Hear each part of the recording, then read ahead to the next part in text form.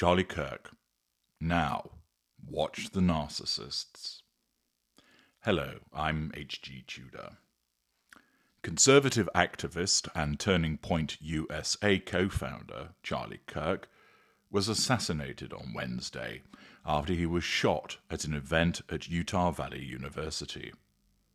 He was 31 years old, and his wife is now widowed, and two young children no longer have a father. A suspect has not been identified, and state authorities said on Wednesday evening that a manhunt for the shooter is still in progress. Two people who were taken into custody earlier were not tied to the shooting and were later released. Utah Valley University police said they were going building to building to evacuate people. President Trump posted on Truth Social, "The great and even legendary Charlie Kirk is dead. No one understood or had the heart of the youth in the United States of America better than Charlie. He was loved and admired by all, especially me, and now he is no longer with us. Melania and my sympathies go out to his beautiful wife, Erica, and family. Charlie, we love you."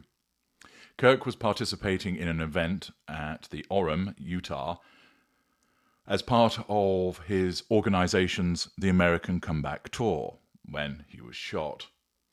The university said in a statement shared to social media that a shot was fired at Kirk shortly after 12 p.m. local time, and he was hit. A single shot was fired, two law enforcement sources explained. Video of the incident showed Kirk speaking to a large crowd at an outdoor Prove Me Wrong debate, where he invites students to challenge his political and cultural views when the shot rings out. Elected officials on both sides of the aisle had swiftly condemned the attack on Kirk and denounced acts of political violence. Charlie Kirk's videos occasionally popped up in my feed, and I found them interesting. I found them interesting for two facts. First of all, he was always reasoned and logical in his argument, and secondly, I found it roundly entertaining when individuals attempted to argue with him in an emotional way and often in a bigoted fashion, and he took them down with the application of logic. I found that not only something that subscribes to my approach to things, but also entertaining to see the reactions of certain individuals. For instance, there was a video where there was a young woman who claimed that he kept interrupting her. So he remains silent, keeps gesturing for her to speak, and all she does is waste time continuing to say, "You kept interrupting me," rather than making a point. It allows him to make the point without actually having to say anything, something that he was often rather good at doing, and applying the principle of allowing many of these speakers to condemn themselves as a consequence of what they were saying. It's often the case with such people, and this goes for both sides of the political divide, that if you just allow them to keep talking, they show their true colours, they show their lack of logic, and they show the holes in their own argument. And it's very easy then to demonstrate that and destroy them with logic. This isn't about politics, but as you know, this channel is all about the learning associated with narcissism.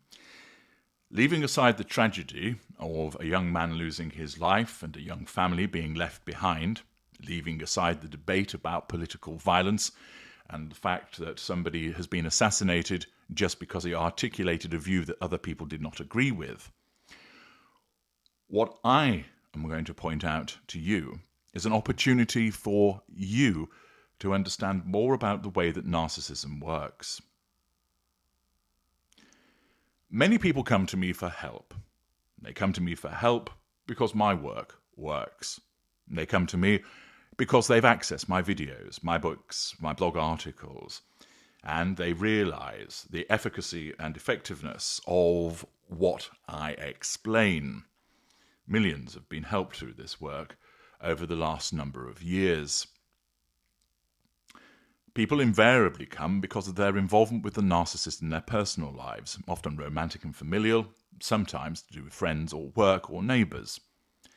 And thereafter, many of the individuals realise that having now grasped the concept of narcissism, understood what it is, how it operates, how it impacts upon people, they are also able to see much more clearly the way that the world works and how much of it is affected by the behaviors and mindsets of narcissists in lots of different positions, particularly those that get into positions of power.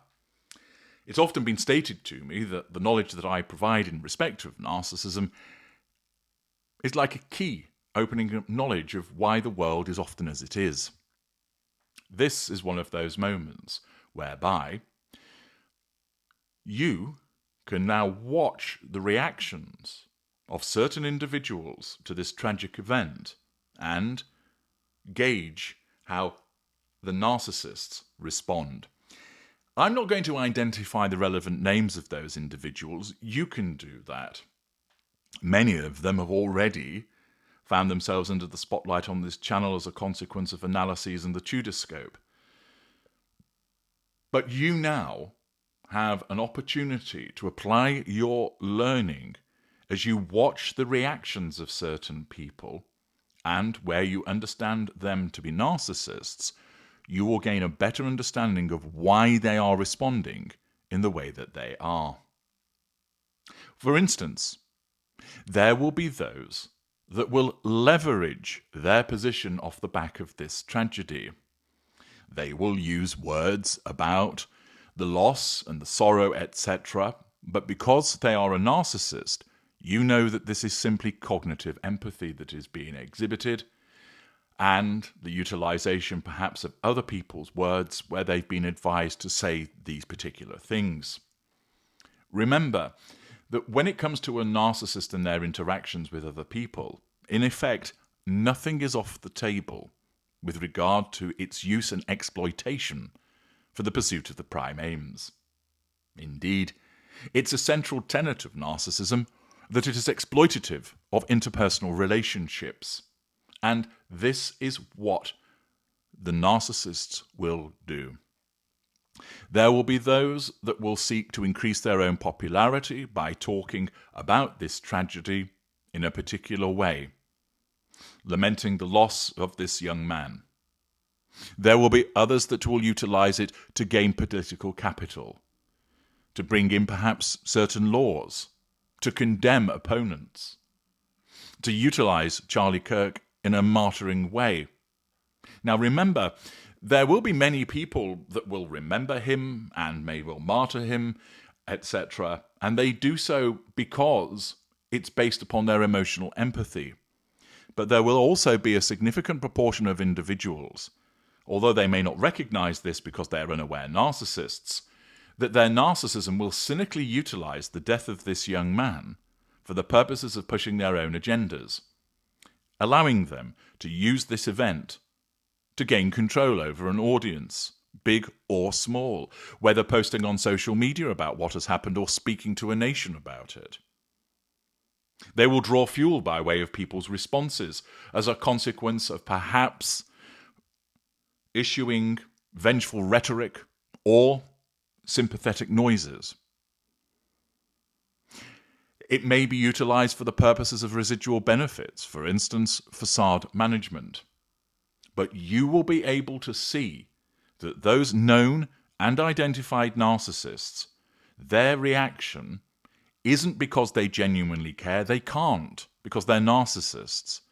And you will now have the opportunity to utilize your learning to see how certain narcissists take hold of this tragic event and use it for their own purposes. Once upon a time, you might have simply thought, yeah, they're expressing the right view, but they're only expressing the right view because their narcissism recognizes that it is an opportunity to do so. Do not be fooled.